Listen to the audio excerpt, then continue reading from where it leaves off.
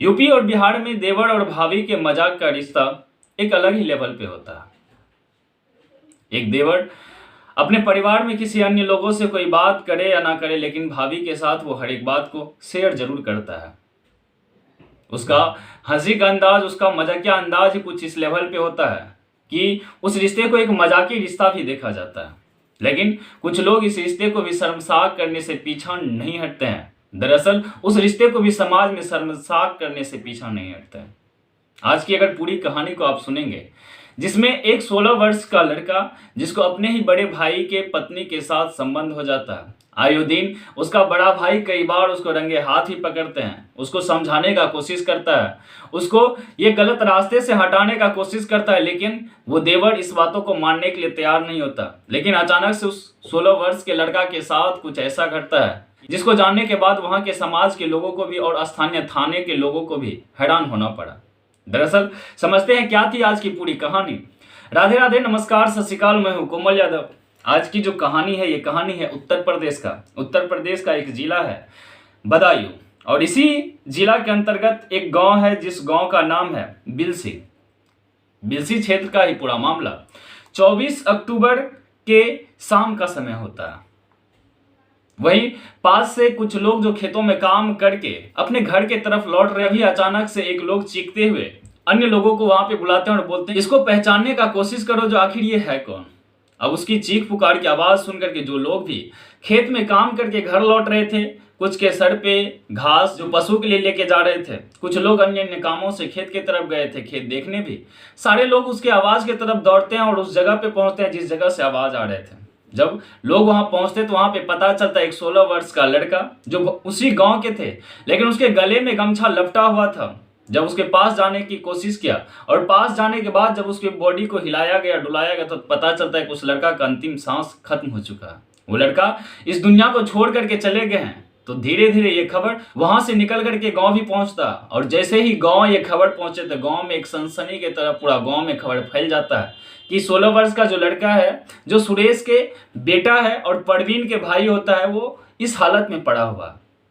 और वहां के स्थानीय थाना को भी पता चलता है। स्थानीय थाना भी उस घटनास्थल पे पहुंचता है और घटनास्थल पे पहुंचने के बाद सबसे पहले तो उस सब को अपने कब्जे में लेते हैं, फिर पोस्टमार्टम के लिए भेजते हैं और फिर उनके परिवार वाले से पूछताछ होता है जो आखिर क्या कारण था जो अचानक से इस हालत में इसका शव मिला। तो परिवार में जो उनके पिताजी थे वो बताते हैं कि साहब कोई कारण नहीं, ना ही घर में किसी से विवाद हुआ, ना ही कोई मैटर था, ना ही किसी बातों को लेकर के किसी से दुश्मनी। अचानक से 23 अक्टूबर से ही घर से गायब था। उसके मोबाइल पे भी कई बार फोन करने का कोशिश किया, लेकिन उसके मोबाइल पे फोन नहीं लग रहा था। इससे पहले भी कई बार वो अपने दोस्तों के साथ कहीं चले जाते थे, लेकिन 1-2 दिन के बाद वो घर लौट जाते थे। तो घर में उतना परेशानी नहीं हुआ, घर में उतना हैरान वाली बात ही नहीं थी कि वो कहीं गया हो और गुम हो गया हो। घर में तो लग रहा था कि किसी दोस्त के साथ होंगे, आज नहीं तो कल घर वापस जरूर लौट जाएंगे। लेकिन आज पता नहीं आज के दिन क्या दिन था जो इस हालत में इसको देखना पड़ा। अब पुलिस वाले सबसे पहले तो अज्ञात के खिलाफ एफआईआर दर्ज करते हैं, और एफआईआर दर्ज करने के बाद खोजबीन करना शुरू करते हैं आखिर इस पूरे मामला के पीछे छिपे हुए लोग कौन है। आखिर इस 16 वर्ष का लड़का का किसके साथ दुश्मनी था, जिस दुश्मनी के कारण से इसके साथ इस तरह के घटनाक्रम को अंजाम दिया गया। पुलिस हर एक एंगल से जांच पड़ताल करता है, हर एक एंगल से पूछने का कोशिश करता है, गांव के अन्य लोगों से भी पूछताछ करता है, उनके परिवार के अन्य सदस्य से भी पूछताछ होती है, लेकिन पुलिस को कहीं से भी कोई सुराग नहीं मिल पा रहा था जहां से कातिल तक पहुंचा जा सके। अंत में पुलिस सोचता है कि हो ना हो, क्यों ना इसके आस पड़ोस के लोगों से पूछा जाए, कुछ मुखबिर को पैसे पे भी तैयार किया जाए, जो कहीं से कोई खबर मिल सके, कहीं से कोई सुराग मिल सके जो कातिल तक पहुंचा सके। अभी पुलिस उसके अगल बगल के लोगों से पूछताछ कर ही रहे थे। इसी बीच पुलिस को पता चलता है कि साहेब इसके पीछा कौन है, नहीं है, ये तो पता नहीं, लेकिन अक्सर देखा करते थे इसके घर में इसके बड़े भाई और इसके पूरे परिवार के साथ अक्सर बातों बातों पे ही लड़ाई झगड़ा होते रहता था। कभी रात में भी लड़ाई झगड़ा शुरू हो जाता है, कभी सुबह सवेरे लोग उठते कि इसके घर में लड़ाई हो रहे थे। आखिर कारण क्या था आज तक किसी को पता नहीं चला लड़ाई का, क्योंकि अभी छोटा भाई का शादी भी नहीं हुआ, लेकिन बड़ा भाई का शादी हुआ है। बड़ा भाई घर को भी संभाल रहे, कमा भी रहे हैं, लेकिन वजह कुछ नहीं पता आखिर लड़ाई झगड़ा का किस कारण से लड़ाई झगड़ा हो रहा है। अब पुलिस शक करता कि क्यों ना इसी एंगल से एक बार जांच किया जाए, कहीं उस लड़का के भाभी के साथ ही तो कोई ऐसा रिश्ता नहीं जिस कारण से उसका भाई नहीं उसके साथ कुछ गलत किया हो। पुलिस को अब अंधेरे में ही तीर छोड़ना था। पुलिस सबसे पहले तो उसके भाई को गिरफ्तार करते हैं और गिरफ्तार करने के बाद उसको थाना ले जाते हैं। अंधेरे में पुलिस तीर छोड़ रहे थे। पुलिस उसको बोलते हैं कि तुम सही सही पूरे घटनाक्रम के बारे में बताओगे कि या मुझे और कुछ तरीका से तुम्हें से बुलवाना पड़ेगा। अब लड़का को लग रहा था कि शायद पुलिस को पूरे घटनाक्रम के बारे में पता चल गया, इसलिए तो ऐसा नहीं बोल रहा है कि तुम सभी घटना के बारे में सही सही बताओगे कि मैं ही बताऊं। वो लड़का टूटता है और टूटने के बाद वो पूरी कहानी के बारे में बताता है। दरअसल वो लड़का जो होता है, उस लड़का का नाम परवीन होता है, उसके पिता का नाम सुरेश होता है। वो जो 16 वर्ष का लड़का था वो कोई और नहीं, परवीन के ही छोटे भाई थे। परवीन का शादी आज से 3-4 साल पीछे हुआ था। शादी के बाद पूरे परिवार ठीक से रह रहे थे। पत्नी भी विदाई होकर के ससुराल आते हैं और ससुराल में अपने पति के साथ अपना जीवन यापना शुरू करते हैं। समय बीतते जाता है। परवीन अक्सर कामों को लेकर के अपने घर से बाहर रहते हैं, तो घर पे जो रह जाते हैं उसके परिवार के अन्य सदस्य, उसका भाई, पिता और उसके माँ और कुछ लोग जो उसके घर में थे। अक्सर घर से बाहर रहने के कारण से परवीन शाम को देर से घर आते और थके होने के कारण से वो घर आने के बाद सीधा सो जाते हैं। लेकिन इसी बीच ना जाने कब उसकी पत्नी का अपने ही देवर के साथ संबंध हो जाता है। वो उसको दिल दे बैठते हैं और फिर उसके साथ ना जाने कब उनके साथ अवैध संबंध में आ जाते हैं। इसके बारे में किसी को कानो कान खबर नहीं था।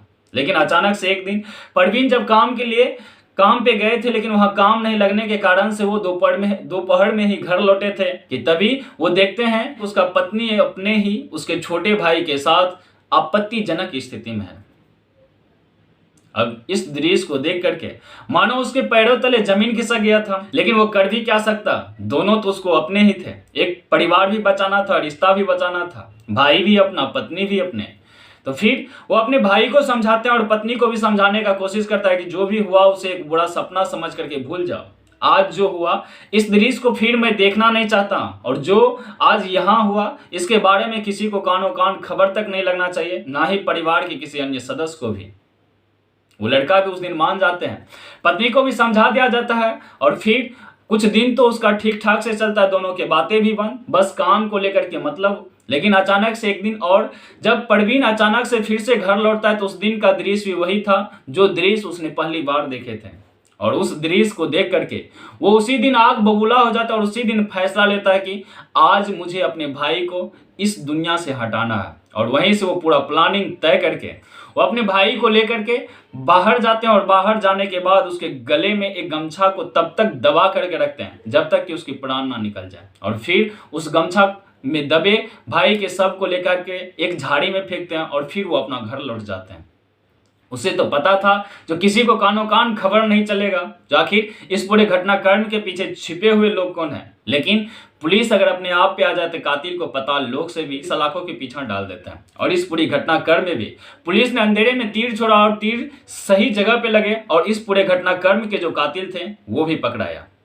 हालांकि आज की कहानी यही खत्म होता है, लेकिन कुछ लोगों की वजह से उस रिश्ते को भी शर्मसार होना पड़ता है जो रिश्ता एक पवित्र रिश्ता में माना जाता है। हालांकि हमारे समाज में भाभी और देवर के रिश्ते को माँ के समान माना जाता है। एक माँ और पुत्र के जो रिश्ते होते हैं उसी रिश्ते के समान एक देवर और भाभी के रिश्ते भी माने जाते हैं। लेकिन कुछ ऐसे दरिंदे और कुछ ऐसे हवस के भूखे लोग जो इस रिश्ते को भी शर्मसार करने से अपने आप को पीछा नहीं हटते। आज की कहानी यही खत्म होता है, लेकिन इस कहानी को सुनाने का मकसद किसी को परेशान करना नहीं, किसी के दिल को ठेस पहुंचाना नहीं, बल्कि समाज में घट रही एक सच्ची घटना से आपको रूबरू करवाना है। तो फिर मिलते हैं कल एक और नई कहानी के साथ। कहानी का जो भी राय होगा कमेंट बॉक्स में आप जरूर बताइएगा। तब तक आप खुश रहिए। जय हिंद, जय भारत, वंदे मातरम।